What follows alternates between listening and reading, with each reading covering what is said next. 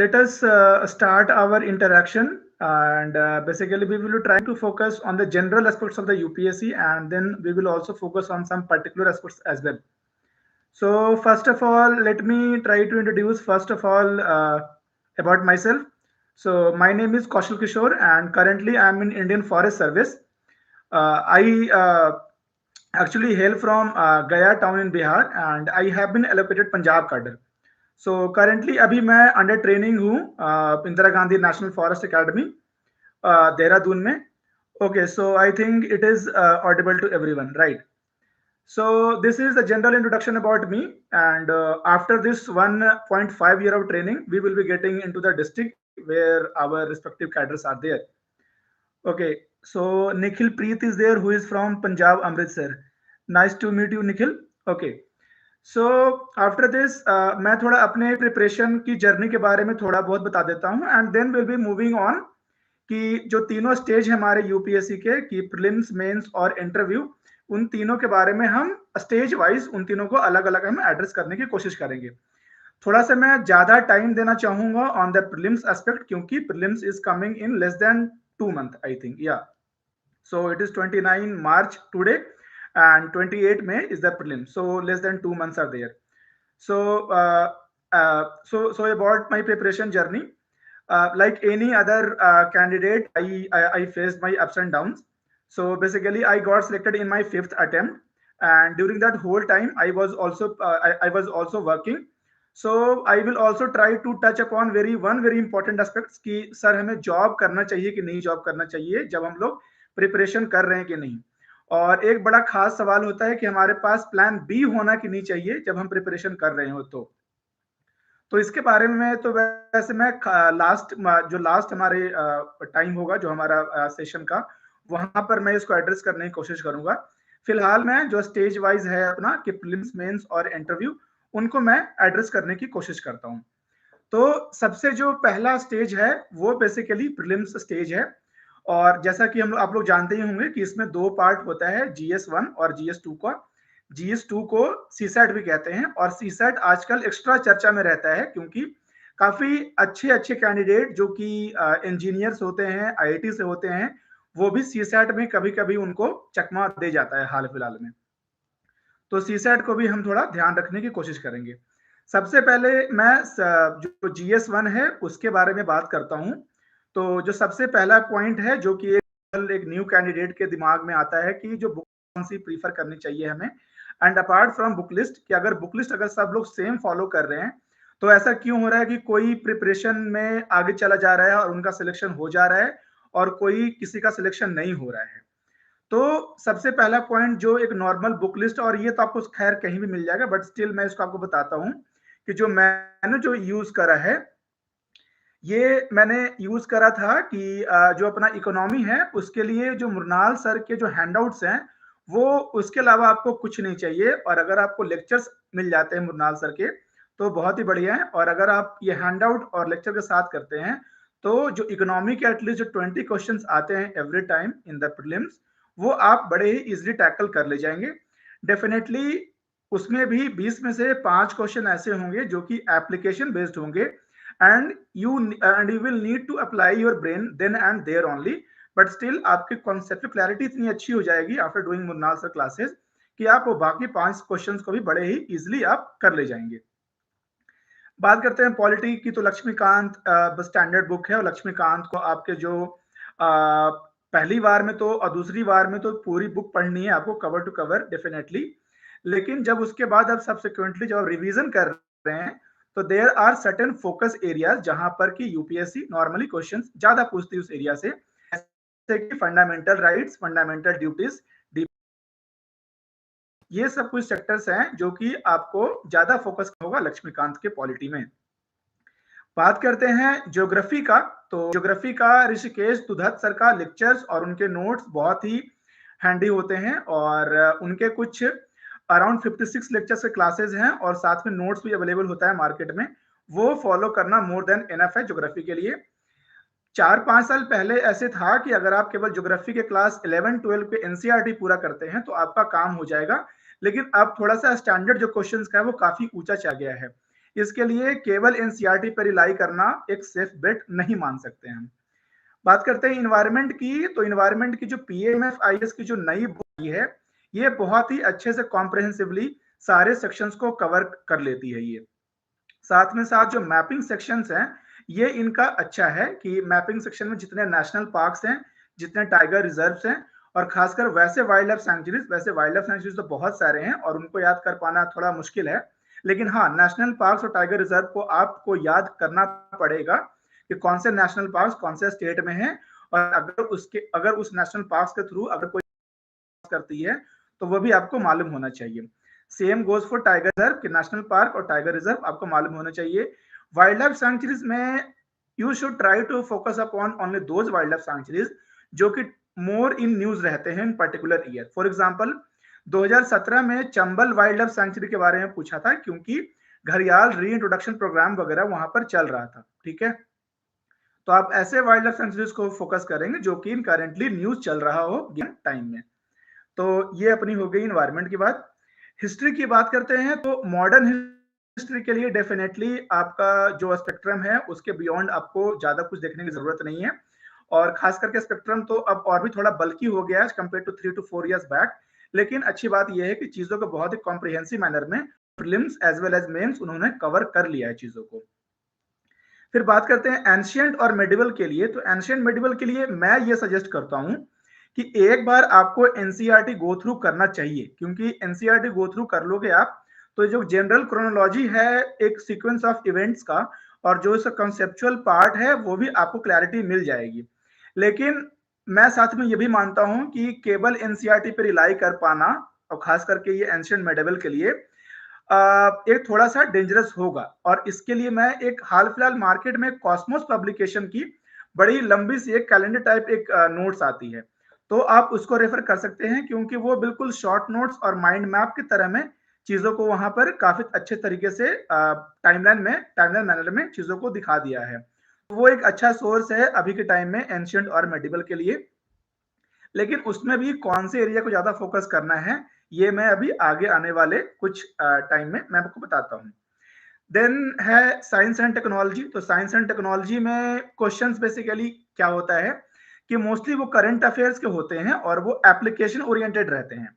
Application oriented रहने का मतलब क्या हुआ कि फॉर एग्जांपल आर्टिफिशियल इंटेलिजेंस पे अगर वो क्वेश्चन पूछता है तो वो ये नहीं पूछेगा कि आर्टिफिशियल इंटेलिजेंस का जो इनर जो उसका कॉन्सेप्चुअल पार्ट है या फिर कैसे काम करता है, ये नहीं आएगा प्रीलिम्स में, बल्कि ये आएगा कि उसका एप्लीकेशन कहाँ कहाँ हो सकता है। जैसे आप 2020 में आपने क्वेश्चन देखा होगा कि as per current level of development artificial intelligence can be applied to which of the following sections या फिर सेक्टर्स।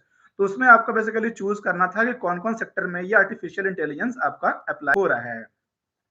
तो साइंस एंड टेक में आपको जो आपका जो एप्लीकेशन बेस्ड जो पार्ट है वो ज्यादा आपको फोकस करने की जरूरत है। लेकिन साथ में साथ आपका हर एक जो अपना साइंस एंड टेक में, जैसे कि स्पेस साइंस है, तो उसका एक बेसिक अंडरस्टैंडिंग वाली पार्ट है। वैसे ही नैनो साइंस वाला है तो उसका भी थोड़ा एक बेसिक अंडरस्टैंडिंग वाला पार्ट है। ये बेसिक अंडरस्टैंडिंग वाला पार्ट का मतलब क्या हुआ, इसको मैं आपको एग्जांपल से बताता हूँ।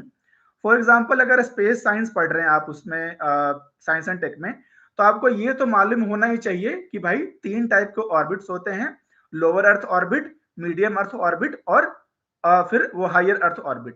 साथ में जो कॉन्सेप्चुअल पार्ट में ये भी आ जाएगा कि लोअर अर्थ ऑर्बिट पे कौन सा टाइप ऑफ सैटेलाइट होता है, for example remote sensing satellite. Then medium earth orbit पे कौन सा सैटेलाइट होता है, देन आपका हायर अर्थ ऑर्बिट पे कौन सा सैटेलाइट होता है। सिमिलरली सैटेलाइट लॉन्च व्हीकल जो अपन अलग अलग टाइप के होते हैं कि जीएसएलवी, या फिर जीएसएलवी में भी मार्क 1 मार्क 2 मार्क 3 इस तरीके से, या फिर PSLV polar satellite launch vehicle. तो ये हर एक साइंस एंड टेक के टॉपिक में एक बेसिक अंडरस्टैंडिंग वाली बेसिक कॉन्सेप्चुअल वाली पार्ट है। देन उसके ऊपर आप जो करंट अफेयर्स के जो चीजें आ रही हैं उसको आपको बिल्डअप करना पड़ेगा उसके बेसिस पर। फॉर एग्जाम्पल अगर आपने पढ़ा IRNSS के बारे में, जो कि नाविक है, जो कि अपना एक जीपीएस फॉर्म, जैसे वो जीपीएस है ना यूएसए का, तो जीपीएस, तो IRNSS basically GPS form of India. तो इसमें आपको ये मालूम होना चाहिए कौन से ऑर्बिट पर ये इसको लॉन्च करी जाएगी, यहाँ पर कहां पर से वो काम कर रहा है, देन ये कितने एरिया ऑफ इंडिया या फिर इंडियन सब कॉन्टिनेंट को कवर करता है, ये सारी चीजें आपको मालूम होनी चाहिए। और इसमें भी टेक में भी कितने डेप्थ तक किसी चीज में जाना है ये आपको कैसे चलेगा, ये आपको मालूम चलेगा। प्रीवियस ईयर क्वेश्चंस आप एक बार देखेंगे तो आपको मालूम चल जाएगा। जैसे मैं आपको यही नाविक का ही एग्जांपल लूं, तो नाविक में बेसिकली ये इतना ही पूछा गया था कि नाविक का एक्सटेंट क्या होगा, कि कितने एरिया ऑफ इंडियन सब कॉन्टिनेंट को कवर करने वाला है और कब लॉन्च होने वाला है ये, ठीक है। और साथ में कितने सैटेलाइट के कॉम्बिनेशन से ये अपना टोटल सिस्टम नाविक का है ये जो बन पा रहा है। तो ये इंफॉर्मेशन मुझे कहां से मालूम चलेगा कि प्रीवियस ईयर में क्वेश्चंस किस तरीके से पूछे जा रहे हैं। देन आपका आता है इंटरनेशनल रिलेशंस का। तो इंटरनेशनल रिलेशंस में मैं ये कहूंगा कि कंपाइलेशंस भी अच्छे होते हैं कोचिंग के, जैसे कि सुने आईएएस या फिर विजन आईएएस का पीटी 365, बट जो न्यूज़पेपर्स होते हैं उनका जो सिग्निफिकेंस है उसका no coaching material can replace that significance. और जैसे ये आपको मैं एग्जांपल्स बताता हूं कि बहुत सारे क्वेश्चंस मैंने जो प्रीवियस ईयर में सॉल्व करा है। फॉर एग्जांपल थर्ड पे क्वेश्चन आया था 2018 में, और वो third was very much in news in that year. तो डेफिनेटली जो लास्ट मंथ्स में कंपाइलेशंस ऑफ कोचिंग्स पढ़नी है ये तो बिल्कुल श्योर है, बट करे आपको जो न्यूज़पेपर है एक स्टैंडर्ड, आपको द हिंदू फॉलो करो या फिर इंडियन एक्सप्रेस फॉलो करो, फर्क नहीं पड़ता। Personally I followed the Hindu, और उससे जो कॉन्सेप्चुअल क्लैरिटी बिल्डअप होती है कि पूरी की पूरी जो सीक्वेंस ऑफ इवेंट अगर किसी चीज में हुआ है तो वो हमें पूरा का पूरा मालूम होता है। जैसे अगर रशिया यूक्रेन वॉर पर कोई भी अगर प्लेसेस इन न्यूज करके कोई क्वेश्चन आएगा, जो कि बहुत ही फेवरेट कैटेगरी ऑफ क्वेश्चन होता है यूपीएससी का प्रीलिम्स में, कि कौन सा places in news belong to which country. तो अगर हमने लगातार न्यूज़पेपर पढ़ते आए हम लोग तो हमें मालूम चल जाएगा कि भाई डोनेट्स्क या फिर जो पर्टिकुलर लुहांस जो प्लेस है वो यूक्रेन में लाई कर रहा है, या रशिया में लाई कर रहा है, साइबेरिया में लाई कर रहा है, कहाँ लाई कर रहा है। तो ये हो गई हमारी। देन हाँ, एक होती है मैप की, कि मैप का क्या करें, क्योंकि मैप का आजकल में और भी क्वेश्चन थोड़े काफी टिपिकल से आने लगे। इनफैक्ट लास्ट ईयर डैम पर भी क्वेश्चंस आए थे। तो जो मेरा प्राइमरी जो मैं रिलाई करता हूँ सोर्स के लिए कि मैप में कितना इन डेप्थ तक जाऊं, वो तो मैं प्रीवियस ईयर में जो जो क्वेश्चंस आ रखे हैं उसको बड़ी अच्छे से डेप्थ अंडरस्टैंडिंग करनी पड़ेगी आपको। साथ में जो मैंने बताया आपको कि ज्योग्राफी के जो ऋषिकेश सर के नोट्स हैं उसमें भी काफी ज्यादा मैपिंग करा हुआ है अच्छे से। लेकिन अगर आपको लगता है कि नहीं इतने में आपका पूरा अच्छे से सेलेक्टिवली, खास करके जो अलायंस वाले जो सेक्शंस हैं, नेशनल पार्क्स वाले, टाइगर रिजर्व्स वाले या फिर रिवर्स वाला का, ये सेक्शंस आप उनमें रेफर कर सकते हैं। अब जो एक बड़ा इंपॉर्टेंट एस्पेक्ट जो मैक्सिमम कैंडिडेट छोड़ देते हैं, और जो मैंने इनफैक्ट स्टार्ट में बताया था कि what is that one thing that differentiates the selected candidate from the non selected candidate, and that one is previous year questions paper. Previous year questions paper को अगर आप बिल्कुल अच्छे से नहीं करते हैं, अच्छे से करने का मतलब ये हुआ कि उसके जो सारे एस्पेक्ट्स हैं, उनके जो सारे पहलू हैं, उन सारे पहलू को एनालाइज करना, उन सारे पहलू को एनालाइज करने का मेरे ख्याल से एक 3-4 लेयर है जिसको मैं जनरली फॉलो करता था। वो 3-4 लेयर बेसिकली क्या है कि फर्स्ट लेयर में आप सबसे पहले जो प्रीवियस ईयर क्वेश्चंस हैं उनमें कुछ इंफॉर्मेशन हैं, उन इंफॉर्मेशन को आपको पहले गैदर करना पड़ेगा। ऐसा नहीं होना चाहिए कि फॉर एग्जांपल 2023 का प्रीलिम्स में आप बैठ रहे हैं और अगर सेम कंटेंट अगर रिपीट हुआ है प्रीवियस ईयर में और अगर वो 2023 में है तो वो गलती हो जाए।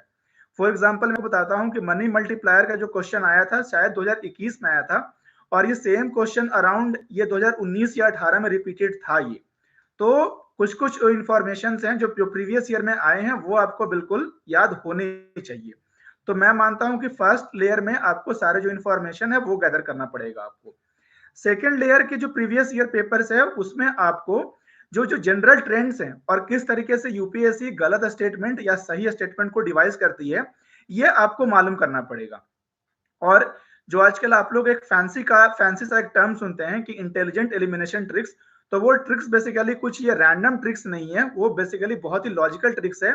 और वो हमने कैसे उसको डिवाइस किया है कि जो प्रीवियस ईयर क्वेश्चन पेपर है उसको अच्छे से एनालाइज करके कि किस तरीके का स्टेटमेंट यूपीएससी सही बनाती है और किस तरीके का स्टेटमेंट यूपीएससी गलत बनाती है। फॉर एग्जांपल एक बार इस बार क्वेश्चन आया था 2022 में कि मोनाजाइट सैंड के बारे में या फिर मोनाजाइट मिनरल के बारे में, कि monazite mineral is found along entire coast of east India या फिर वेस्ट इंडिया, कुछ ऐसा सवाल था। अब मुझे प्रीवियस ईयर के जो ट्रेंड है उससे मुझे मालूम है कि इंटायर बहुत ही एक एक्सट्रीम वर्ड है। ऐसा बिल्कुल नहीं होगा कि जो इंटायर कोस्ट है इंडिया का उसमें ऐसा कोई कोस्ट या फिर ऐसा कोई जगह है ही नहीं जहां पर मोनाजाइट सैंड ना मिले, है ना। तो इस तरीके से मैं मानूंगा कि जो ये हमारा जो स्टेटमेंट है ये एक्सट्रीम है, और इस तरीके से ये स्टेटमेंट को मैं गलत मान करके आगे मैं प्रोसीड करूंगा उस क्वेश्चन में। तो ये तो बस एक ट्रिक हो गया। ऐसे करके और भी बहुत सारे ट्रिक हमारे पास होते हैं। जैसे कि 2021 में एक क्वेश्चन आया था कि कोई वैक्सीन है न्यूमोकोकल वैक्सीन, और उस पर एक स्टेटमेंट लिखा हुआ था कि pneumococcal vaccine have no side effect and allergies. अब मुझे ये मालूम है कि ये स्टेटमेंट बहुत ही एक्सट्रीम है, क्योंकि ऐसा कोई वैक्सीन नहीं होता जिससे कि बिल्कुल साइड इफेक्ट हो ही ना।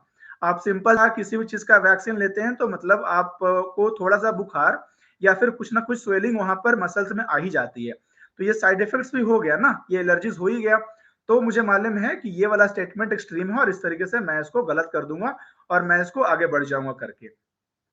तो ये तो बस दो क्वेश्चन का हो गया।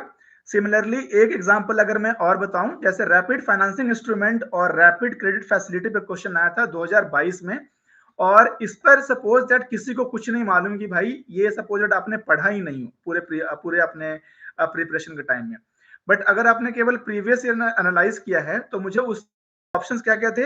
एशियन डेवलपमेंट बैंक पहला, दूसरा था इंटरनेशनल मॉनेटरी फंड, तीसरा था आपका United Nation environment programme finance initiative, world bank. अब मुझे ये मालूम है कि अगर मुझे थोड़ी भी क्लैरिटी अगर रहेगी कि भाई फाइनेंसिंग वगैरह कौन करता है, और मुझे मालूम है कि जब बैलेंस और पेमेंट क्राइसिस होती है तो सबसे पहले आईएमएफ आगे आता है, ठीक है। तो ये चीज मुझे प्रीवियस ईयर से मालूम था, क्लैरिटी था, और इस तरीके से मैंने उसको आईएमएफ को लगाया और वो क्वेश्चन सही था। सिमिलरली इकोनॉमी के इंटर रिलेशंस पर काफी सारे क्वेश्चंस होते हैं। ये इंटर रिलेशंस का मतलब क्या हुआ कि रेपो रेट को हमने बढ़ाया तो इकोनॉमी पे क्या फर्क पड़ेगा, रेपो रेट को हमने घटाया तो इकोनॉमी पे क्या फर्क पड़ेगा, जो मनी मल्टीप्लायर है वो कैसे इंक्रीज या फिर कैसे डिक्रीज हो सकती है। सिमिलरली जो आपका जो फेडरल रिजर्व जो यूएसए का है, वहां पर अगर रेपो रेट बढ़ता या घटता है तो इंडिया पर क्या रिलेशन क्या फर्क पड़ेगा। इसके लिए मैंने अपने ट्विटर पर एक कंसाइज नोट्स भी डाला था कि इकोनॉमी में जितने इंटर रिलेशंस हैं, और ये ऐसे वाले जो इंटर रिलेशंस हैं ये हर एक साल कम से कम 2 क्वेश्चन आते ही आते हैं। तो मैं मानता हूं कि जो मैंने वो एक पेज का जो शॉर्ट नोट्स बनाया है इंटर रिलेशंस पर, उससे 2 क्वेश्चंस बड़े ही इजीली सॉल्व कर लेंगे उसको। और ये मैंने अगेन कैसे मालूम किया, ये मैंने अगेन कि प्रीवियस ईयर में क्वेश्चंस कैसे आए हैं उससे मैंने ये चीज मालूम किया है। देन इस साल का एक क्वेश्चन है कि नामचा बरवा कहाँ पर सिचुएटेड है, नंदा देवी कहाँ पर सिचुएटेड है, नोकरे कहाँ पर सिचुएटेड है। अगेन जैसे मैंने बताया कि अगर आपको नेशनल पार्क, टाइगर रिजर्व और केवल स्टेट मालूम है तो आप इजिली सवाल कर ले जाएंगे। नौकरेक नेशनल पार्क कहाँ है, तो मेघालय में है वो, तो ये आपको मालूम होना चाहिए। सिमिलरली नंदा देवी है जो उत्तराखंड में है, ये आपको मालूम होना चाहिए। और इनफैक्ट नंदा देवी पर क्वेश्चन तो 3-4 बार आ चुके हैं पिछले 5-6 साल में। तो मैं कहूंगा कि ये तो आप जो प्रीवियस ईयर में आए हैं वो तो आपको आने ही आने चाहिए, डेफिनेटली आने चाहिए आपको। तो ये मैंने इस जो ये 10 मिनट का सेशन था जो ही मैंने बताया, इसमें मैंने बताया कि टोटल प्रीवियस ईयर का कितना सिग्निफिकेंस है। तो आप होपफुली आप इस चीज को समझ पाएंगे कितना ज्यादा सिग्निफिकेंस है इस चीज का। अब इसके बाद मैं आता हूं कि करंट अफेयर्स का प्रिपरेशन कैसे करना है, ये अपना प्रीलिम्स और मेंस दोनों के लिए। देखो मार्केट में जितने भी कंपाइलेशंस आ जाए, जितने भी शॉर्ट नोट्स या कितना भी शॉर्ट नोट्स आ जाए, लेकिन जो आप डेली न्यूज़पेपर पढ़ रहे हैं उसका कोई रिप्लेसमेंट नहीं, जैसे कि मैंने स्टार्ट में बताया था। क्योंकि जब आप न्यूज़पेपर डेली पढ़ते हैं तो आपका जो चीजों की अंडरस्टैंडिंग की बहुत एक ऑर्गेनिक क्लैरिटी होती है। ऑर्गेनिक क्लैरिटी का मतलब क्या हुआ कि फॉर एग्जाम्पल अगर लेट से राहुल गांधी जो हमारे एमपी हैं, एमपी थे, उनका डिस्क्वालिफिकेशन हुआ लोकसभा से, तो ये आपको पूरा प्रोसेस मालूम चल जाएगा कि अगर डिस्क्वालिफिकेशन ऑफ एमपी होती है तो ये कौन कौन सा प्रोविजन है जिससे डिस्क्वालिफिकेशन होता है ना। तो हाल फिलहाल में ही एक्सप्लेन्ड सेक्शन में ही इंडियन एक्सप्रेस में आया था कि 3 टाइप का पर डिस्क्वालिफिकेशन होता है। एक हमारे कॉन्स्टिट्यूशन ऑफ इंडिया आर्टिकल 102 से होता है, दूसरा आपका जो एंटी डिफेक्शन लॉ है उससे होता है, और तीसरा होता है representation of peoples act section 8 से होता है। अगेन ये चीज आपको लक्ष्मीकांत में भी मिलेगा, लेकिन जब आपने इसको न्यूज़पेपर से सीखा है तो आपने ऑर्गेनिक मैनर में सीखा है, क्योंकि आपके सामने बिल्कुल एक रियल लाइफ एग्जांपल मालूम है किस तरीके से ये whole process of disqualification of MP हुआ है। इस कारण मैं मानता हूं कि जो आपका डेली न्यूज़पेपर पढ़ने का जो एक्सपीरियंस है और वो जो क्लैरिटी देगी वो किसी भी कोचिंग का मटेरियल या कंपाइलेशन नहीं दे पाएगा। बट अगेन हाँ, जब हमारे पास जब एग्जाम नजदीक होता है तो डेफिनेटली हमें कुछ कंपाइलेशंस रेफर करने पड़ेंगे, क्योंकि कई कई बार ऐसा होता है कि हम न्यूज़पेपर पढ़ने में कई कई बार हम इरेगुलर हो जाते हैं। वो कुछ भी आ सकता है बीच में, मतलब कुछ शादी आ गई या फिर आपका तबीयत ही खराब हो गया, कुछ और आ गया, तो इस कारण आपका पेपर अगर इरेगुलर हो गया है तो इस मामले में जो कंपाइलेशंस हैं वो काफी ज्यादा हेल्पफुल होते हैं हमारे लिए। और द पॉइंट ये आता है कि कौन सा कंपाइलेशन को हम रेफर करें। तो जहां तक बात है कंपाइलेशन की, जो मैगजीन जो विजन आईएएस की आती है वो मैं मानता हूँ काफी स्टैंडर्ड मैगजीन है और काफी अच्छा है, जो कि मेंस की अच्छा मैगजीन है। लेकिन साथ में अगर आप प्रीलिम्स के लिए अगर आप शून्य आईएएस के जो कंपाइलेशन होते हैं टॉपिक वाइज, अगर आप वो कर ले तो वो कहीं ज्यादा बेनिफिशियल रहेगा, क्योंकि शून्य आईएएस बहुत सारी चीजों को बहुत ही कंसाइज मैनर में, लेट से कि आपका इन्वायरमेंट का अगर टोटल कवर करना है पिछले 12 या 24 महीने का जो करंट अफेयर्स है, उसको वो 40-50 पेज में पूरे का पूरा वो कंसाइज कर देता, वो पूरा का पूरा उसको कंपाइल कर देते हैं वो लोग। तो मैं मानता हूं कि शून्य आईएएस और जो करंट अफेयर्स जो विजन आईएएस है, ये आपका मोर देन एनफ होना चाहिए कंपाइलेशंस के लिए। और अगेन जैसे मैंने बताया, शून्य आईएएस प्रीलिम्स के लिए और विजन आईएएस मेंस के लिए। अगेन जब आपका मेंस का, जब आपका फाइनल एग्जाम आएगा, जब मेंस आपका आएगा, तो उस टाइम में भी कुछ कुछ कंपाइलेशंस आते हैं मार्केट में, जैसे कि अलग अलग कमिटीज के रिकमेंडेशंस के थोड़े कंपाइलेशंस आ जाएंगे। और क्योंकि हम जानते हैं कि जो मेंस में हमारे वैल्यू एडिशन का हमारे पास एक तरीका ये है कि कुछ हम कमिटीज को रेफर करें, तो ये एक तरीका है। तो देन हाँ, तो आई वॉज वेयर, हाँ, तो बेसिकली मैं पॉइंट कि कंपाइलेशन हमें कौन सा रेफर करना चाहिए। तो कंपाइलेशन से मैंने ये सारे बताया है कौन कौन सा हमें रेफर करना है। तो ये सारी चीजें, तो ये बेसिकली मोटा मोटी हमारा वन का टोटल जो रिसोर्सेज है मैंने वो बताया। Then there is then one another thing called CSAT. CSAT के बारे में बता रहा था कि सीसेट आजकल में काफी एक क्रुशियल एस्पेक्ट हो रहा है। जैसे मैंने बताया था स्टार्ट में कि बहुत सारे आईआईटी के लोग और बहुत सारे इंजीनियर्स भी फेल हो रहे हैं। और इनफैक्ट आपको मैं अभी अच्छे से अवेयर करने के लिए मैं आपको एग्जांपल बता देता हूँ। मेरा दोस्त आईआईटी बॉम्बे का था और वो लास्ट टाइम सीसेट में फेल हो गया था। तो ये एक एग्जांपल है जिससे कि आपको मालूम चले। इनफैक्ट मैं खुद आईआईटी दिल्ली का हूँ और कुछ दोस्त थे मेरे जो जिन्होंने प्रीलिम्स में सीसेट में वो फेल कर गए थे। तो दीज आर एनफ एग्जांपल जिससे आप अवेयर हो जाएंगे सीसेट को आप लाइटली आप नहीं ले सकते हैं, ठीक है। अब पॉइंट ये आता है कि सीसेट का हम कैसे टैकल कैसे करें सीसेट को। तो इसमें अगेन दो पार्ट आता है, comprehension and the math part. अब सबसे पहले मैं बता दूं कि अगर कोई नॉन मैथ बैकग्राउंड का है, तो अगर आप ये सोच रहे हैं कि केवल मैं कॉम्प्रिहेंशन पार्ट को सॉल्व करूंगा और मेरा ये हो जाएगा CSAT, then again you are mistaken. क्योंकि जो जनरल जो डिस्ट्रीब्यूशन होता है मैथ्स वाले क्वेश्चन का और जो इंग्लिश वाले क्वेश्चन का, वो ऐसा होता है कि मैथ्स वाले क्वेश्चन अराउंड 50 to 55 आते हैं and the comprehension question English वाले वो अराउंड 30 to 35 आते हैं। तो आपको मैथ्स आपको सॉल्व करना ही पड़ेगा, because you need to get at least 27 questions correct in order to get through the CSAT. और आपकी एक्यूरेसी जनरली लोगों की इतनी अच्छी नहीं होती है कि मैं केवल 30-35 क्वेश्चन करूं इंग्लिश का और वो मैं पास कर जाऊं। तो आपको मैथ्स वाला सॉल्व करना ही करना पड़ेगा, डेफिनेटली करना पड़ेगा। तो अब इसके लिए पॉइंट ये आता है कि मैं इसको कैसे टैकल करूं। तो आप जब प्रीवियस ईयर अगेन देखोगे क्वेश्चन सीसेट वाले का ही, तो उसमें से कुछ ट्रेंड निकल कर आएगा कि देयर आर सम एरिया जहां पर वो फोकस करते हैं यूपीएससी। फॉर एग्जांपल कि वो सर्कुलर टेबल वाला क्वेश्चन आते ही आते हैं हर एक साल। देन वो क्वेश्चन की 5 किलोमीटर वो साउथ गया, 5 किलोमीटर ईस्ट गया, 5 किलोमीटर वेस्ट गया, तो फाइनली वो कहां पर किस पॉइंट पर है ओरिजिन पॉइंट से। तो ये वाला सेक्शन, ये वाला क्वेश्चन भी काफी ज्यादा आते रहता है। तो ये सारे जो डिफरेंट कैटेगरी हैं, डिफरेंट कैटेगरी ऑफ क्वेश्चंस, ये आपको देखने पड़ेंगे प्रीवियस ईयर से किस तरीके से आ रहे हैं। और अब तो क्योंकि 2 साल से सीसेट को काफी सीरियसली ले लिया गया है, तो अब कोचिंग भी बहुत सारे तरीके से फॉर्मूलाज वगैरह का एक वो कंपाइलेशन वगैरह ला रही है। तो ऐसे में एक सीसेट होता है आईएएस सेतु का, उसका आप जो मटेरियल है वो रेफर कर सकते हैं, वो मोर देन एनफ होता है। अब एक इंपॉर्टेंट पॉइंट ये है कि बहुत बार ये होता है, मतलब इनफैक्ट मेरे साथ भी होता है कि मैथ का क्वेश्चन जो कर रहे होते हैं आप ना, तो करते करते आपका काफी टाइम चला जाता है और फिर जो कॉम्प्रिहेंशन वाला पार्ट है उसको आप सॉल्व करने में टाइम थोड़ा कम मिल पाता है आपको, ठीक है। तो उसके लिए क्या करना होता है कि कॉम्प्रिहेंशन वाले क्वेश्चन में भी दो कैटेगरी ऑफ क्वेश्चन होते हैं। एक होता है फैक्चुअल क्वेश्चन और दूसरा होता है inference based question. Factual question कहने का मतलब क्या हुआ कि कुछ पैसेज होंगे जो आपने जनरल स्टडीज में पढ़ रखा है जीएस में, फॉर एग्जांपल कि क्लाइमेट चेंज या फिर इन्वायरमेंट या फिर कोई भी पॉलिटी को लेकर के, वो वैसे वाले कॉम्प्रिहेंशन होंगे। तो उस वाले कॉम्प्रिहेंशन में आप बिना कॉम्प्रिहेंशन को उतना टाइम दिए हुए सीधे क्वेश्चन को आप सॉल्व कर सकते हैं।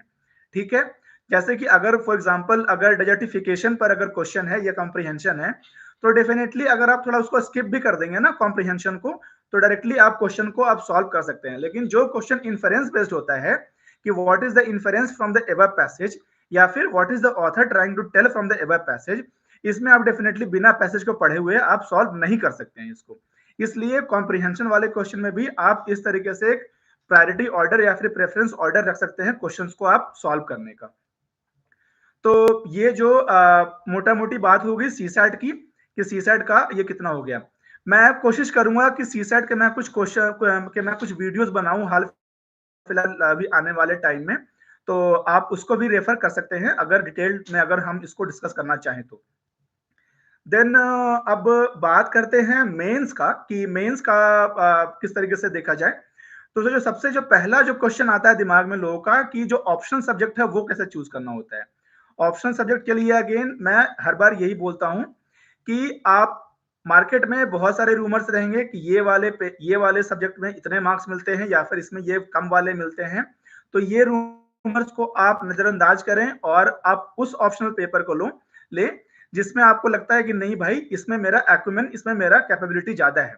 वो ऑप्शनल पेपर आपका जो आपका डिपार्टमेंट रहा है, ग्रेजुएशन रहा है जिस सब्जेक्ट में, वो भी हो सकता है या फिर कुछ और भी हो सकता है वो। लेकिन पॉइंट ये है कि optional paper is something that will require you to study for long hours. मतलब इनफैक्ट ये आपको एटलीस्ट 50% और 60% ऑफ टाइम दिन में देना पड़ जाएगा आपको ऑप्शनल पेपर को। इसके लिए थोड़ा सा एक इन डेप्थ अंडरस्टैंडिंग या फिर एक इनेट इंटरेस्ट चाहिए ऑप्शनल पेपर में। फॉर एग्जाम्पल अगर मेरा ऑप्शनल पेपर केमिस्ट्री था, तो मैंने केमिस्ट्री पेपर इसका ना रखा क्योंकि मैंने कुछ कुछ national level IIT JEE coaching institutes हैं उनमें मैंने टीचिंग किया था।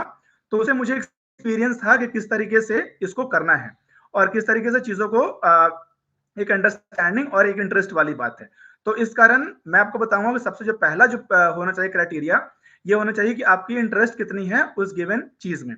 अगर आपको अगेन ये भी नहीं मालूम कि भाई मेरे को कौन सा पेपर में इंटरेस्ट है या फिर किस तरीके से क्या करना है, देन अगेन मैं आपको बोलूंगा कि आप 2-2 साल का प्रीवियस ईयर जो आपको लगता है कि नहीं ये मेरे पास 3 ऑप्शनल पेपर है जिसमें से मुझे किसी एक को चूज करना है, तो अगेन पिछले 2 साल का प्रीवियस ईयर का पेपर उन तीनों ऑप्शन का आप उठा लीजिए और एक बार देखिए उसको आप कि किसमें आपको लग रहा है कि नहीं भाई थोड़ी बहुत अंडरस्टैंडिंग आपको उसमें है, तो आप उस ऑप्शनल पेपर को आप उसको ले सकते हैं।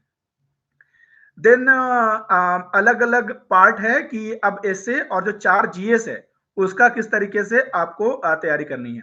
सबसे पहले जो एसे है, एसे के बारे में मैं बता देता हूं कि एसे का ट्रेंड हाल फिलहाल के टाइम में पिछले 2 साल से थोड़ा शिफ्ट हुआ है। वो ट्रेंड का शिफ्ट क्या हुआ है कि पिछले 2 साल में जो दोनों एसेस आ रहे हैं हमारे मेंस में, वो दोनों फिलोसॉफिकल एसेस आ रहे हैं। तो आपकी तैयारी भी उस तरीके से ही होनी चाहिए। ठीक है, और जबकि उसके पहले क्या हो रहा था कि एक एसे फिलोसॉफिकल और एक एसे फैक्चुअल टाइप आपका आ रहा था। फैक्चुअल कहने का मतलब क्या है कि फैक्चुअल कहने का मतलब हुआ कि वो एक एसे जो आप जनरल स्टडीज में पढ़ते हैं, फॉर एग्जांपल क्लाइमेट चेंज या फिर सोशल मीडिया के यूज पर या फिर डिजिटल मीडिया के यूज पर किस तरीके से, तो वो जनरली वो उस तरीके से आ रहा था। लेकिन पिछले 2 साल से क्या आ रहा है, दोनों का दोनों पार्ट बिल्कुल ही फैक्चुअल आ जा रहे हैं। जैसे कि आप इस साल का क्वेश्चन पेपर देखोगे एसे का, तो आपको ये समझ में आ जाएगा किस तरीके से मुझे तैयारी करनी है इसके लिए। जहां तक बात सोर्स की है, तो मैं शबीर अहमद सर करके हैं, एक एडुकेमी के फाउंडर हैं। उनकी जो एसे क्लासेस हैं और उनके जो एसे के नोट्स है वो मुझे काफी हैंडी लगे थे, क्योंकि उनका जो बताने का तरीका था वो बड़ा ही साइंटिफिक मैनर में था कि किस तरीके के एसे को, अगर एसे कितना भी टफ हो जाए ना, आप उनके जो स्टाइल से उनको फॉलो करोगे आप, तो आप अच्छा एसे आप एक लिख ले जाओगे। तो ये होगी एसे की बात करते हैं जीएस 1 2 3 4 का। तो अगेन जो जीएस 1 2 3 4 है, इनका जो सिलेबस है बहुत ही डिटेल्ड मैनर में हमारा सिलेबस में वो मेंशन्ड है अच्छे तरीके से। और तो उसके लिए आपको करना क्या है कि जितने सारे जो टॉपिक्स हेडिंग्स हैं उन पर सब पर आपके पास एक बिल्कुल रेडीमेड नोट्स तैयार होने चाहिए। फॉर एग्जाम्पल अगर जीएस 1 के सोसाइटी में सेकुलरिज्म है, तो आपके पास सेकुलरिज्म का एक रेडीमेड हैंड नोट्स तैयार होना ही चाहिए कि सेकुलरिज्म का डेफिनेशन क्या है, कौन कौन सा प्रोविजन है कॉन्स्टिट्यूशन ऑफ इंडिया में जो कि शो करता है सेकुलरिज्म इन इंडिया है। क्वेश्चन ये भी आ सकता है कि भाई सेकुलरिज्म इन इंडिया का स्टेटस क्या है, या फिर कौन से अमेंडमेंट से इंडिया में वो सेकुलरिज्म का इनपुट आया था। देन आपको साथ में 3-4 कोड केसेस आपको वहां पर इनपुट करने पड़ेंगे, जिस तरीके से आप उसको एक कॉम्प्रिहेंसिव नोट्स हो गया। सिमिलरली अगर साइबर सिक्योरिटी रिलेटेड से अगर हम मानते हैं कि साइबर सिक्योरिटी अपना GS3 का सिक्योरिटी के टॉपिक में आता है ये, देन अगेन आपके लिए इसके पास भी एक रेडीमेड नोट्स तैयार होनी चाहिए कि जिसमें एक डेफिनेशन स्टार्ट में लिखा हो, एक अच्छा सा line for example cyber security पर, कि now in the current world apart from land water and air there is also another fourth aspect called cyber warfare, है ना। तो इस तरीके से आप एक अच्छा इंट्रोडक्शन पहले से ही तैयार कर सकते हैं। देन अगेन उसमें उस गिवन नोट्स में ही अगर आपको कुछ कमेटी अगर आपने पढ़ रखा है तो उस कमेटी के बारे में लिख सकते हैं, for example Rajesh Pant committee के बारे में। देन अभी का स्टेटस क्या है कि साइबर सिक्योरिटी का इंडिया का स्टेटस क्या है, कि लीगल एंड इंस्टीट्यूशनल फ्रेमवर्क क्या क्या है, कि कौन कौन से इंस्टीट्यूशन और कौन कौन से लीगल एक्ट्स हैं जो साइबर सिक्योरिटी को टैकल करता है। तो इस तरीके से जितने सारे सेक्शंस हैं GS 1, 2, 3 सब पर आपके रेडीमेड नोट्स तैयार होने चाहिए। बात है कि GS4 का, तो GS4 का प्रिपरेशन थोड़ा सा डिफरेंट हो गया है, खासकर पिछले 2 साल में। इनफैक्ट इस साल का जो GS4 का पेपर आया था वो इतना बल्कि था कि बहुत लोगों को पेपर कंप्लीट करने में परेशानी हुआ था। तो इसके लिए सबसे पहले बात यह है कि जो दोनों सेक्शंस हैं, क्योंकि दोनों में 125 मार्क्स, दोनों 125 मार्क्स मतलब केस स्टडीज और जो थ्योरी वाले पार्ट है दोनों 125 मार्क्स के होते हैं। तो हमारा जो राइटिंग प्रैक्टिस है वो भी ऐसा ही होना चाहिए कि आउट ऑफ 180 मिनट्स हम 90 मिनट्स में हम जो 6 केस स्टडीज हैं उसको सॉल्व करें, और जो बाकी 90 मिनट्स है उसमें जो 13 क्वेश्चंस हैं थ्योरी वाले उसको हम सॉल्व करें। इसके लिए आपको टेस्ट सीरीज लगानी चाहिए। इनफैक्ट मैं प्रीलिम्स और मेंस में एक बहुत बड़ा डिफरेंस मैं ये मानता हूं कि प्रीलिम्स में क्या होता है कि अगर जो कोचिंग की टेस्ट सीरीज है वो अगर आप थोड़ा बहुत आपने सॉल्व करा है, लेट से आपने 10-20 टेस्ट सीरीज लगा लिया है आपने, तो वो मोर देन एनफ है, ठीक है। इनफैक्ट मैं कहूंगा कि अगर आपने प्रीवियस ईयर क्वेश्चन अच्छे से एनालाइज किया है तो आपको टेस्ट सीरीज करने की जरूरत भी नहीं है, जहां तक बात प्रीलिम्स की है। लेकिन अगर बात करते हैं मेंस की, तो आपको जो प्रीवियस जो टेस्ट सीरीज है उसका यहाँ पर बहुत अच्छा खासा इंपॉर्टेंस है। और ये इंपॉर्टेंस इस कारण है क्योंकि जब आप टेस्ट सीरीज लगाते हैं तो आपका एक अच्छा सा स्पीड निकल कर आता है, जो कि मतलब क्योंकि हमारे पास 20 क्वेश्चन करने होते हैं 3 घंटे में, तो उसी के हिसाब से हमें टाइम डेडिकेट करने का एक अच्छा सा प्रैक्टिस हमारे पास हो जाता है। तो टेस्ट सीरीज का बहुत ज्यादा इंपॉर्टेंस है, खास करके मेंस को लेकर के। और इनफैक्ट बहुत बार ऐसे होगा कि कुछ कुछ क्वेश्चन जो टेस्ट सीरीज में पूछे गए हैं वो डिट्टो वहां पर एग्जामिनेशन ऑफ यूपीएससी मेंस में भी वो आ जाता है, ठीक है। तो इस कारण मैं मानता हूं कि अच्छा खासा इंपॉर्टेंस अपना हो जाता है, खासकर टेस्ट सीरीज का यूपीएससी मेंस के लिए। देन बात करते हैं लास्ट एस्पेक्ट, ये हमारा मेंस का एस्पेक्ट हो गया। तो बात करते हैं लास्ट एस्पेक्ट जो कि इंटरव्यू का है। तो इंटरव्यू को लेकर के एक डिटेल्ड एप्लीकेशन फॉर्म को भराया जाता है जो लोग मेंस पास कर जाते हैं। तो डिटेल्ड एप्लीकेशन फॉर्म में आपके सारे डिटेल, जैसे कि आपका होम टाउन, आप कहाँ से रह रहे हो, आपने ग्रेजुएशन कहाँ से किया, आपने 10th 12th स्कूलिंग कहाँ से किया, आपकी एक्स्ट्रा करिक्स हॉबीज ये सारी चीज क्या है आपकी, या फिर आपका जो कैडर प्रेफरेंस वगैरह या फिर सर्विस प्रेफरेंस वगैरह, ये सारी चीजें उसमें मेंशन होती है। तो जो first stage of interview preparation ये होता है कि जो आपका हॉबीज वगैरह है उस पर आप प्रॉपर तरीके से काम करते हैं। फॉर एग्जांपल अगर मैं क्रिकेट में अगर मैं हॉबी लिखता हूं, जो कि मैं हर बार लिखता हूं, तो मुझे क्रिकेट के बारे में हाल फिलहाल के सारे डेवलपमेंट्स मुझे मालूम होने चाहिए जब मैं इंटरव्यू बोर्ड में जा रहा हूं। तो फॉर एग्जाम्पल अगर सारे डेवलपमेंट्स का मतलब क्या हुआ कि जैसे विमेन आईपीएल हाल फिलहाल में खत्म हुआ है ना, तो मुझे मालूम होना चाहिए कि भाई विमेन आईपीएल में कौन कौन सी टीमें थी, क्योंकि 5-6 टीम थी मेरे शायद, और उन टीम में से कौन सा टीम जीता। सिमिलरली हाल फिलहाल में इंडिया का जिसका सीरीज चल रहा था, ठीक है, या फिर जब आपका इंटरव्यू हो तो कुछ और मैचेस चल रहे होंगे, उसके बारे में आपको मालूम होना चाहिए। अपार्ट फ्रॉम दिस आपको जो जनरल जो क्वेश्चंस होते हैं, फॉर एग्जांपल की इंडिया में क्रिकेट ही इतना फेमस गेम क्यों है, and why not other games like football और हॉकी वगैरह, तो ये सब आपको मालूम होने चाहिए। देन कि क्रिकेट में बैटिंग काफी ज्यादा आजकल ट्रेंड में चल रहा है, फॉर एग्जांपल ड्रीम 11 वगैरह का, तो ये सब लेकर के आपका क्या इसमें ओपिनियन है।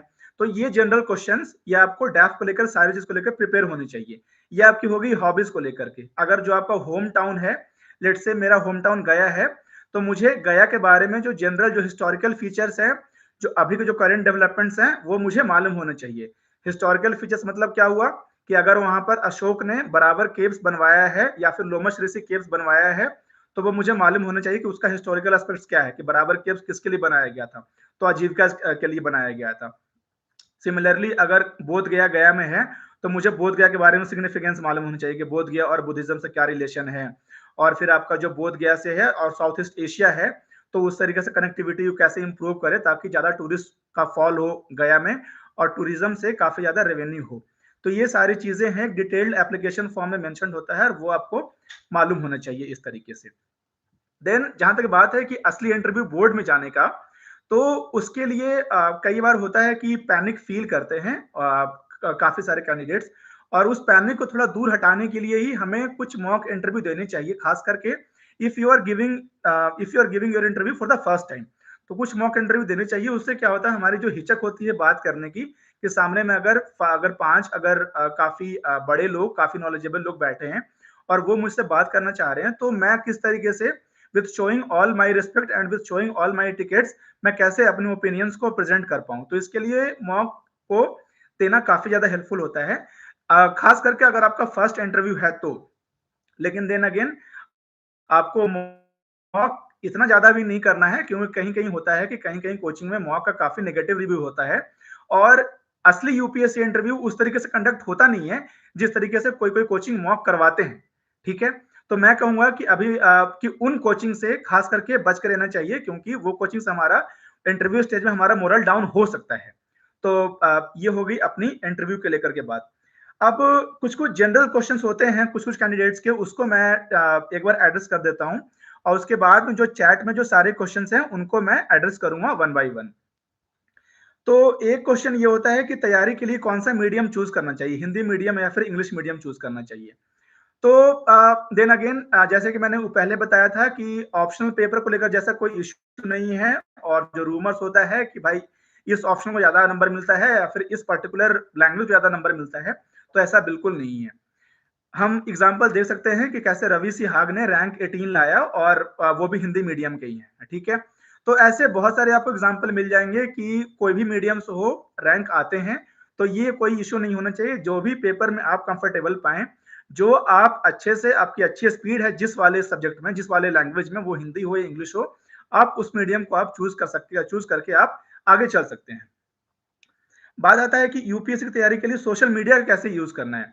तो सोशल मीडिया का, अब देखो बहुत लोग कहेंगे कि सोशल मीडिया हमें यूज नहीं करना चाहिए यूपीएससी के टाइम में, लेकिन मैं ये फुल्ली मानता हूं कि अगर, एक बात बताओ कि अगर सोशल मीडिया, ये यूट्यूब आप यूज नहीं कर रहे होते, तो आप मुझसे कनेक्ट अभी नहीं हो पाते। यूट्यूब भी आखिर में सोशल मीडिया ही है। तो बट पॉइंट आता है कि सोशल मीडिया हमें यूज तो करना है, लेकिन हमें बहुत ही समझदारी पूर्वक यूज करना है। और there are certain social media जिसको कि हम अवॉइड करें और कुछ को हम फॉलो करें। जैसे कि आप यूट्यूब और टेलीग्राम एक ऐसे सोशल मीडिया है जो कि जिसको आप फॉलो कर सकते हैं, क्योंकि आप यूट्यूब पर बहुत सारे फ्री लेक्चर्स, काफी सारे करंट अफेयर्स के मटेरियल, काफी सारे कंपाइलेशन, काफी सारे आपके पास मिल जाते हैं। सिमिलरली बात टेलीग्राम की क्या है, तो टेलीग्राम पर भी काफी सारे मटेरियल्स हमें मिल जाते हैं। मतलब फॉर एग्जांपल नोट्स वगैरह बहुत सारे टॉपर्स अपने अपने चैनल पर शेयर कर रहे होते हैं। मैं अपने कुछ कुछ नोट्स शेयर करे हैं जैसे मुझे टाइम मिलता है। तो देन अगेन यूट्यूब और टेलीग्राम मैं ये मानता हूँ कि these are enough social media जिसको आप फॉलो करते हो और अच्छे से फॉलो करते हो। ये नहीं कि आपने जब यूट्यूब खोला है अपने करंट अफेयर पढ़ने के लिए, तो फिर आप कुछ बिल्कुल फिल्मी अफेयर्स कुछ देख रहे हैं। तो अगेन आप इसको देखेंगे तो आप समझदारी पूर्वक ही यूज करना है, और एक सर्टेन टाइम है कि आपने, लेट से आपने 1.5 आवर या फिर 1 आवर में अपने सोशल मीडिया, आपने यूट्यूब यूज करना है, कि मैंने उतने देर में आपने जो करंट अफेयर है आपने उसको देखा, या फिर कोई और लेक्चर्स अगर आ रखा है, फॉर एग्जांपल इन्वायरमेंट का कोई सीरीज किसी ने लाया है, या फिर पॉलिटी का किसी ने सीरीज लाया है तो आपने देखा। लेकिन इसके अलावा आपको कोशिश करनी चाहिए कि और टाइम उसमें वेस्ट ना करें। तो ये सोशल मीडिया के बात हो गया। देन एक क्वेश्चन होता है कि ऑनलाइन या ऑफलाइन वाली बात, कि दिल्ली जाना जरूरी है कि नहीं। तो मैं मानता हूं कि दिल्ली जाना बिल्कुल जरूरी नहीं है, और खास करके अभी के टाइम में जब सारे रिसोर्सेज आपके पास ऑनलाइन अवेलेबल है, सारे कोचिंग का जो वीडियोस लेक्चर सारे के सारे आप इजिली, आप ऑनलाइन आपको इजिली मिल जाता है।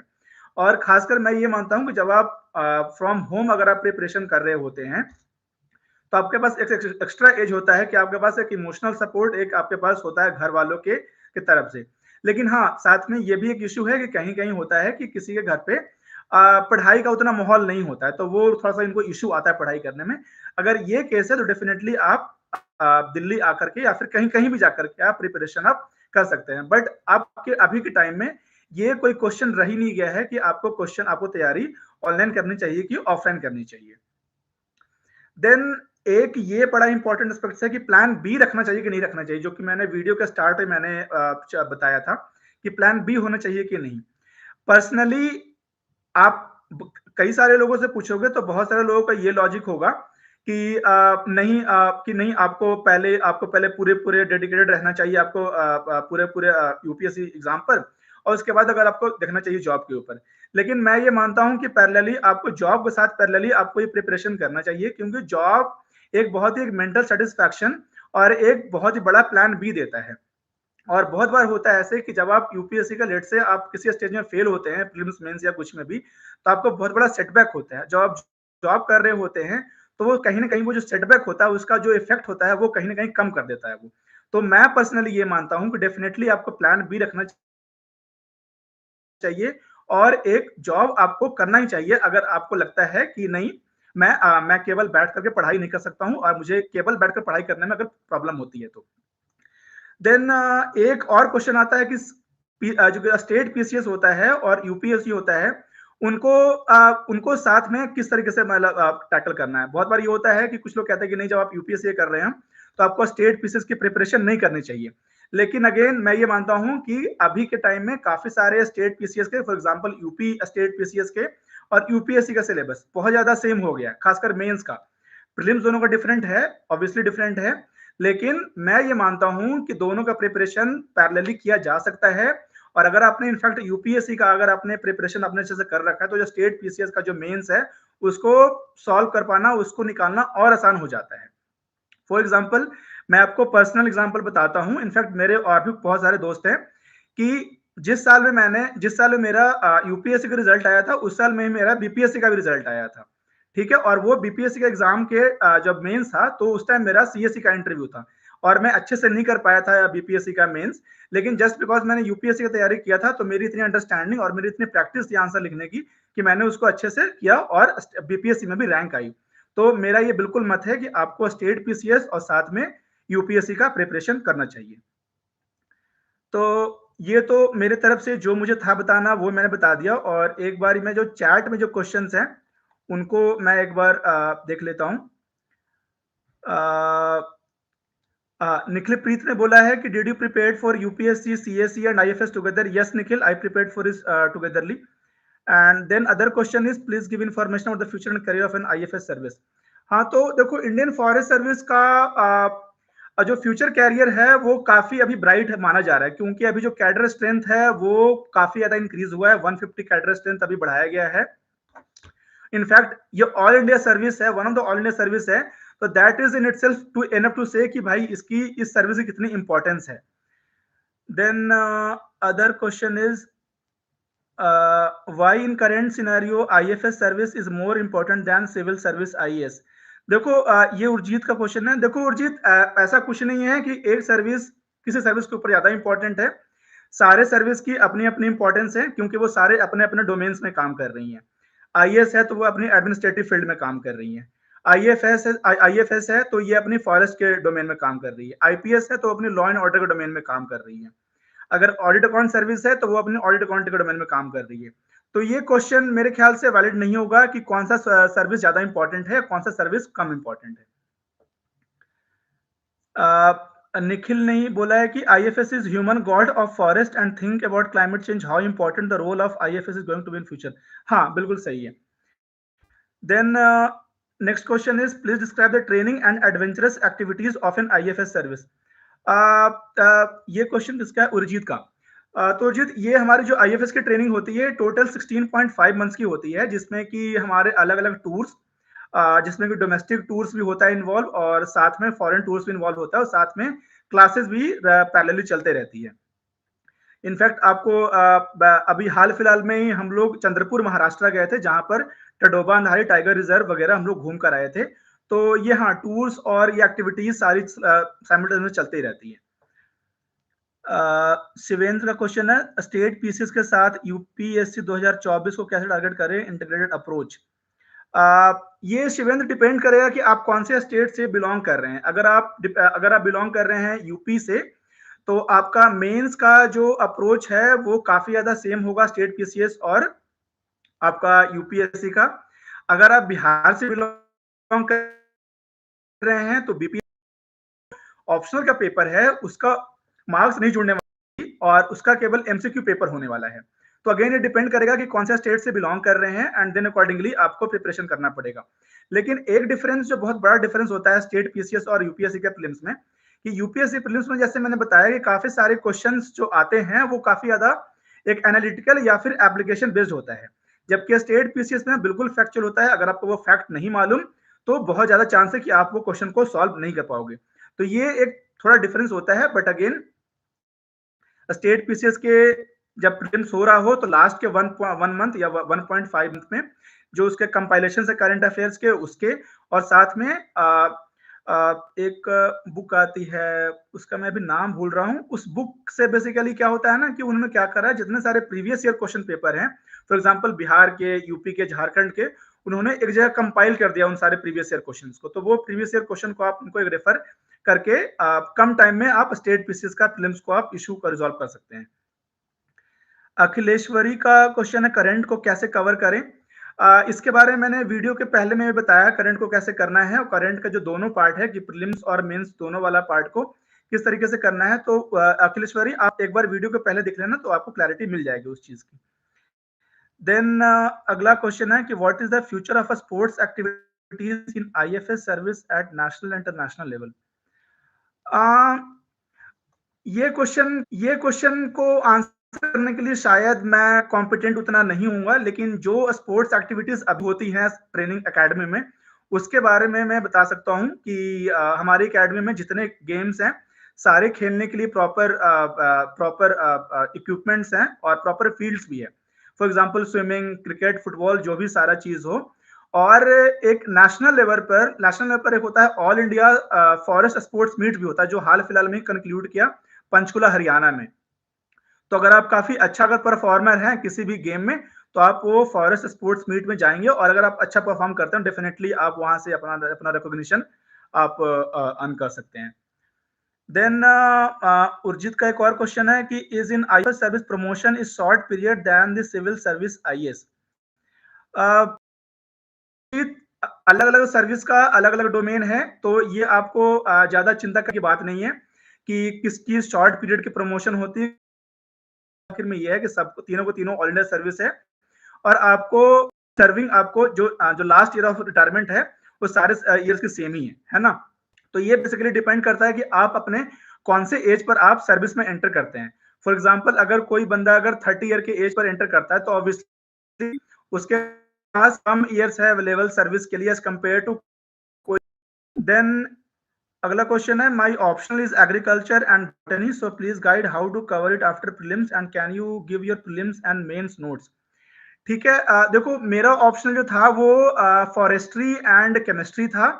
तो ये दोनों जो ऑप्शनल है इस पर मैं कमेंट नहीं कर सकता हूं, लेकिन कुछ मेरे बैचमेट्स हैं जिनके ये ऑप्शनल एग्रीकल्चर एंड बॉटनी है, तो मैं आपको उनसे कनेक्ट कर दूंगा, और अगर आपको जो भी नोट्स चाहिए आपको वो अकॉर्डिंगली आप मैनेज कर सकते हो उस चीज को।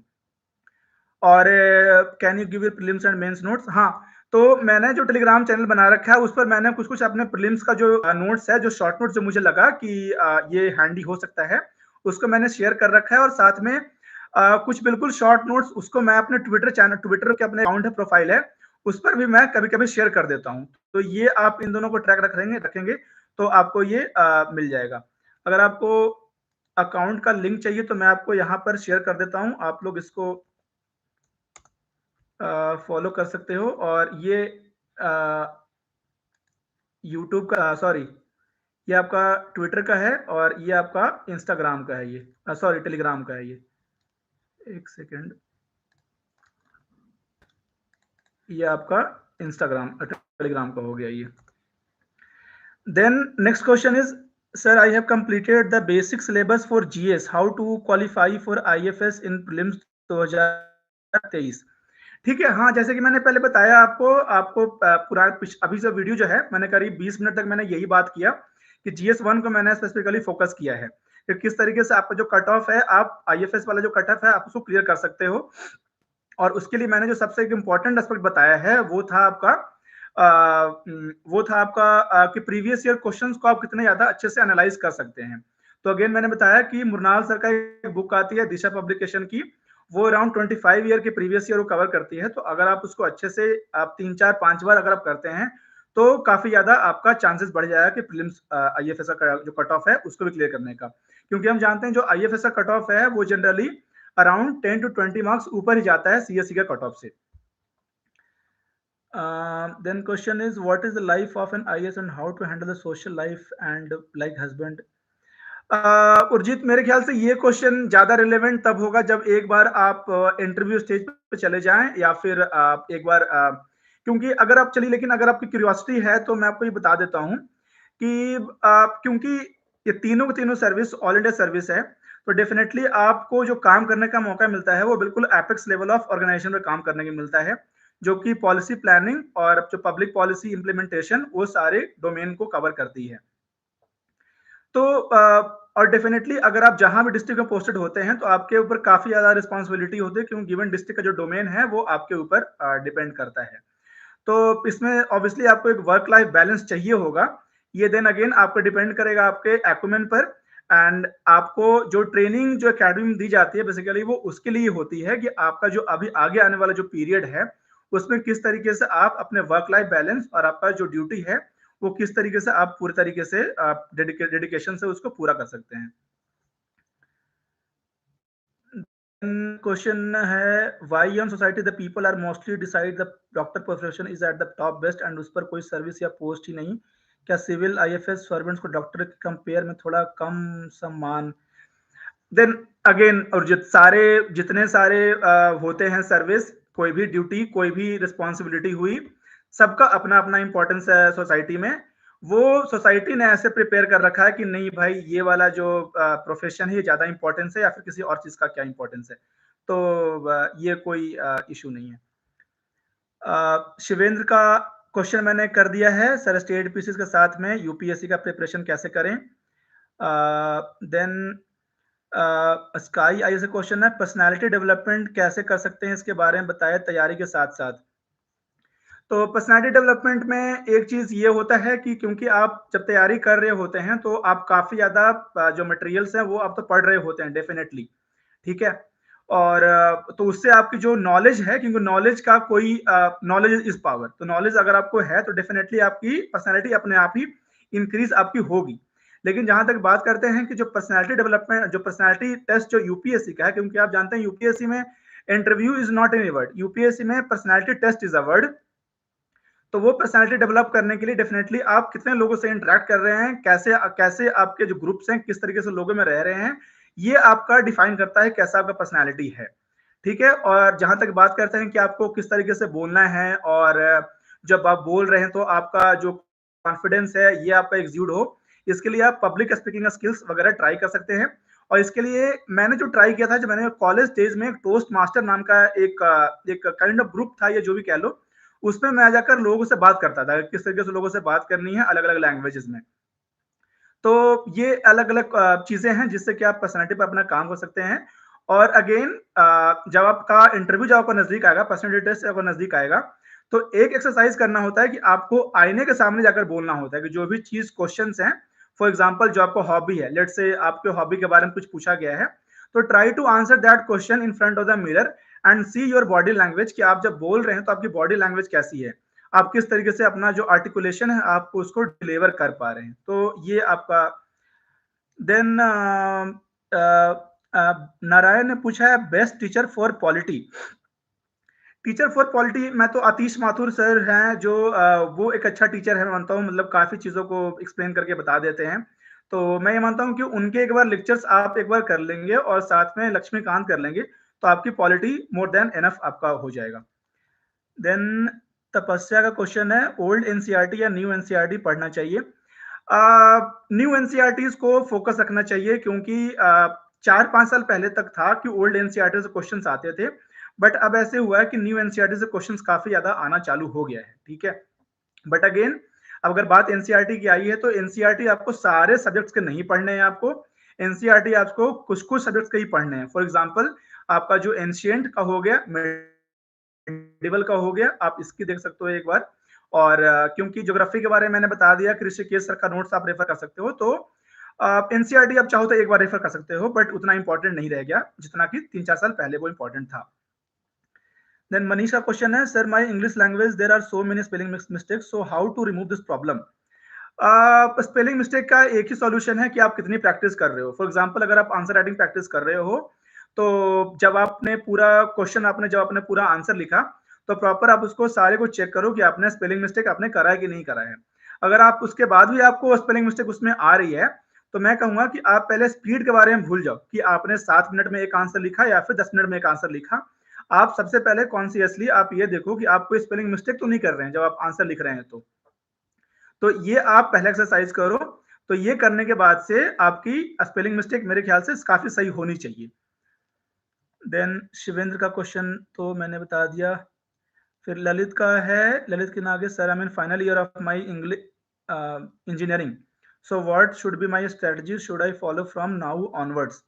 ओके, सो ललित, ये तो आपको ये भी डिपेंड करेगा कि आप अभी प्लेसमेंट लेना चाहते हैं कि नहीं लेना चाहते हैं। अगर मेरे से पर्सनली आप एडवाइस लोगे तो आई विल से कि you should take placement, but साथ में आपको प्रिपरेशन भी करनी चाहिए, क्योंकि जब आप प्रिपरेशन कर रहे होते हैं तो आपके पास इनफ टाइम मिलता है प्रिपरेशन करने के लिए। फॉर एग्जाम्पल, अगर मैं कैसे करता था कि सुबह में आपके पास 2 घंटे आप इजिली निकाल सकते हैं, एंड देन आप ऑफिस के आने के बाद शाम को आप लेट से आप 5 PM या फिर 6 PM के बियॉन्ड में आप 4-5 घंटे आप इजिली निकाल सकते हैं, ठीक है।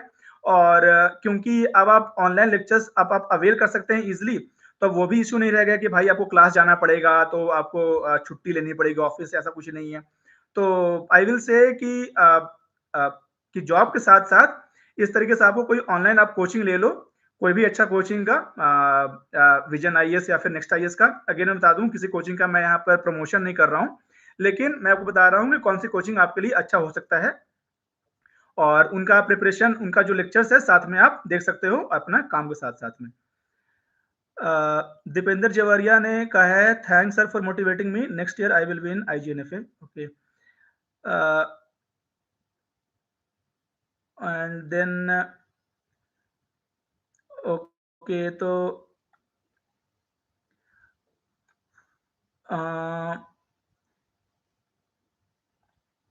ओके, सो दीपेंद्र का क्वेश्चन मैंने एड्रेस कर दिया है। सर आप प्री दे रहे हैं आईएएस का इस बार, again not date but let's see. Ayush Krishna ने बोला है कि please take our questions also sir. Okay, तो I think I have answered all the question I think here. So thank you everyone. आप सबसे मिलकर काफी अच्छा लगा, and in case if you want to discuss anything